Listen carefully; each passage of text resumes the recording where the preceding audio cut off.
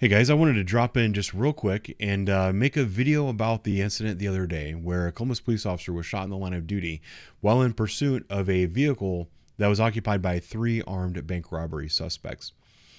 I uploaded a version of this video yesterday that I ended up taking down. The reason I took it down is because in that video, I used the officer's name and I think I included a picture of him and his family. I got that information from this fundraiser site that was set up by the family that initially had a picture of his family up here, and in the description had his name and a bunch of information about him. After releasing the fundraiser, the family changed their mind. They asked that this information not be shared, and they wanted his name to be private, at least as private as possible. So respecting the family's wishes, I removed that video, and I'm here again today. Only a couple hundred people saw that video, so I think this is still an important incident to talk about, and I would like to get the most concise information out to the public as possible regarding this incident. Firstly, and most importantly, the officer involved. As I said, officers responded to a pursuit that was already going on, and officers were in pursuit of a Porsche. They stolen Porsche that had 3 armed bank robbery suspects on board. The officers ended up, for one reason or another, the vehicle stopped on the freeway. The 3 gunmen exited their vehicle and began exchanging fire with the police officers who were in pursuit. One Columbus police officer was struck by multiple rounds and was seriously injured. He and his partner were able to return fire. I believe it was a total of 8 officers that discharged their weapons in this incident. One of the suspects was shot and killed on scene, saving the taxpayers hundreds of thousands of dollars in legal fees. The other 2 suspects fled like cowards. The officer who was injured, like I said, he was struck multiple times by gunfire, and his injuries were severe. His partner loaded him up into a cruiser and drove him to Grant Medical Center as quick as possible. He arrived at the hospital in critical condition, was rushed into surgery, and after surgery was upgraded to stable condition. I can tell you that I know the extent of his injuries. His injuries are severe. He has a very long recovery ahead. This is a young officer who has not been on the department for a very long period of time. And has a wife and 2 young children. Their life has now forever been changed by this incident. The incident itself, I think the best way for me to do this is actually with a picture. So what I did is I took a screenshot from Google Earth of the city of Columbus, or at least the area that is pertinent to this particular situation. If you know anything about the city of Columbus, it's much like a lot of major cities. It's a city with a ring around it of an interstate. This is Interstate 270 that goes around the outside of Columbus. There's I-71 that goes north-south through the Columbus, as well as State Route 315 that kind of divide it in half. And then there's I-70 that goes from basically the East Coast out to the West Coast.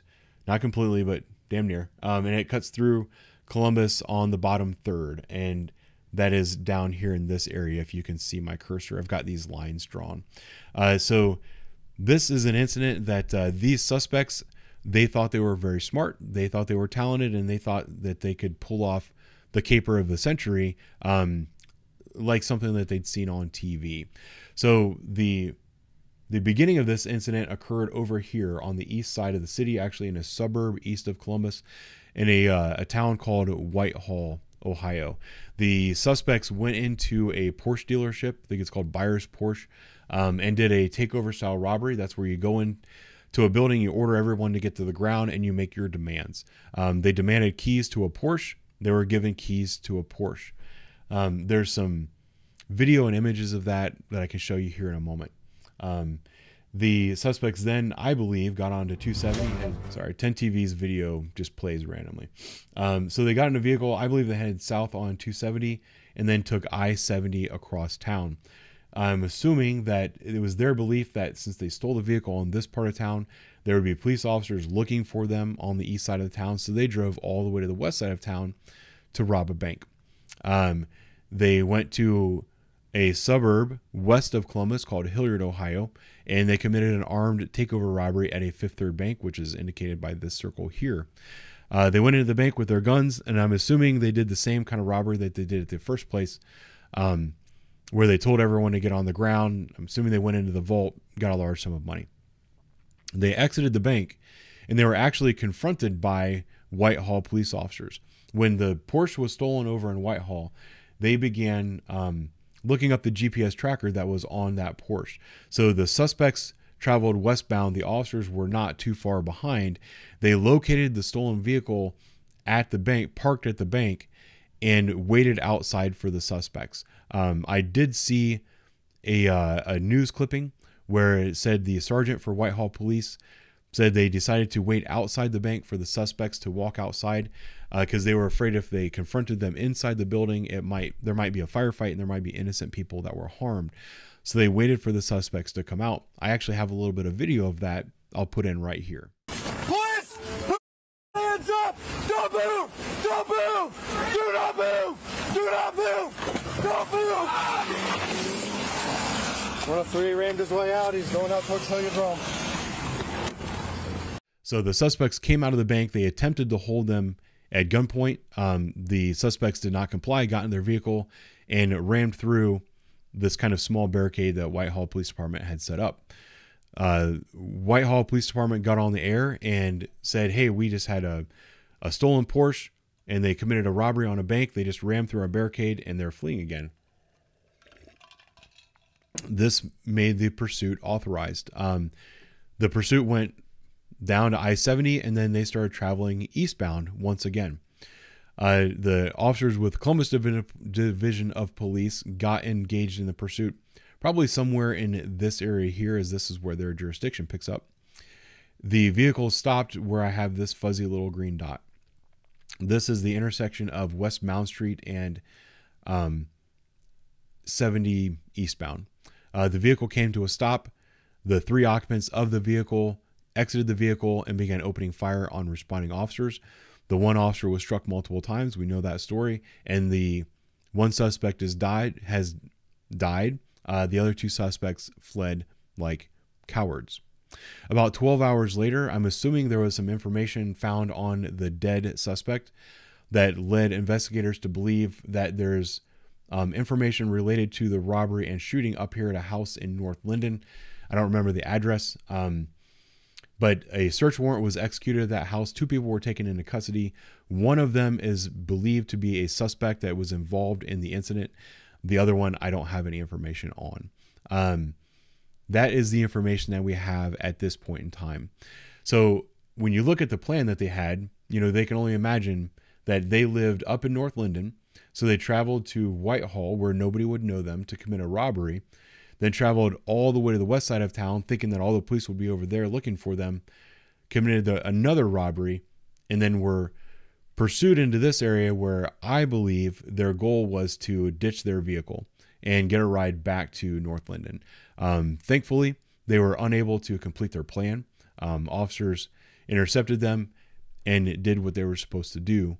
It's very unfortunate that due to the officers coming in contact with them, they opened fire, and they very seriously injured one of the officers, who is in for a very long and very difficult recovery period. This was an article that 10TV posted recently. It says it was by the web staff. I think I know who the reporter is, but for some reason 10TV refuses to give the reporters credit, so I can't say that.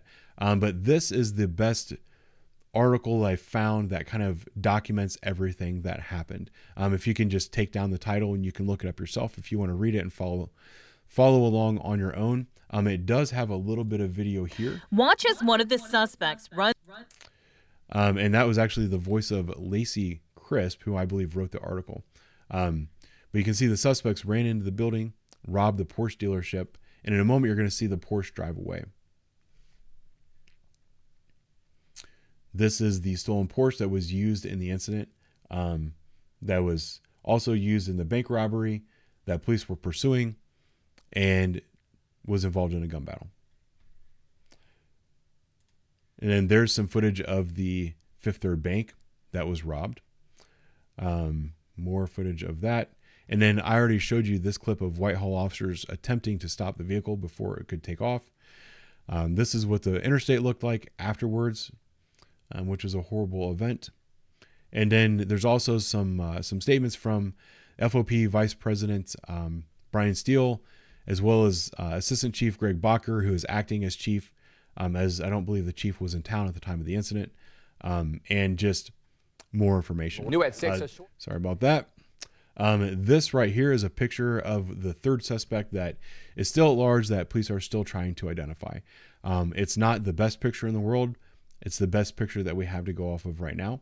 So the police are encouraging anyone who might know who this person is to either call Columbus Police and help us identify him, or you can anonymously call Columbus Crime Stoppers and report this man if you have any information on him. I think that's going to be it for today.